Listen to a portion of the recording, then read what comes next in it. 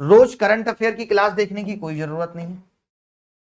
ये समझ लो कि जो काम आप एक चीज देखते होगे कि कोई भी टीचर यूट्यूब पे करंट अफेयर पढ़ा रहा है या किसी ऐप पे करंट अफेयर पढ़ा रहा है, सबसे ज्यादा बच्चा पढ़ रहा है और सेलेक्ट कितना होता है आपको मालूम है कि अगर 1 लाख मान लेते हैं, 1 लाख बच्चे तैयारी कर रहे हैं फॉर एग्जाम्पल, तो 10 बच्चे सेलेक्ट होते हैं। 10 शायद मैंने ज्यादा ले ली, रेशियो की बात करूं मैं। इसका मतलब है कि ज्यादा लोग देख रहे हैं, यानी कि ज्यादा असफल लोगों की क्वांटिटी ज्यादा है।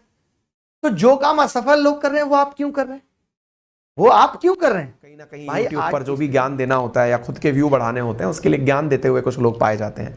क्या ज्ञान देते हुए पाए जाते हैं कि करंट अफेयर्स क्यों इंपॉर्टेंट है ना, परीक्षाओं में क्यों इंपॉर्टेंट है। बहुत सारे प्रवक्ता हो गए ना आजकल, सब लोग अपनी राय रखने के लिए सोशल मीडिया पर आज़ाद हैं।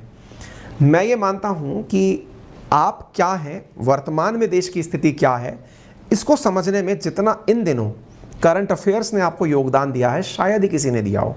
अब आप पूछेंगे दुनियादारी तो बाद में समझ लेंगे, पहले हमारे एग्ज़ाम्स तो हो जाएं। निश्चित ही आपके एग्ज़ाम्स इम्पोर्टेंट हैं, लेकिन दुनिया में जो चल रहा है कि आपके पेपर क्यों नहीं हो रहे, पेट्रोल डीजल के दाम क्यों बढ़ रहे हैं, सरकारें क्यों गिर रही हैं, खींचातानी क्यों हो रही है, यूक्रेन पर हमला क्यों हो रहा है, ये भी कहीं ना कहीं आपके लाइफ का पार्ट हो गया है।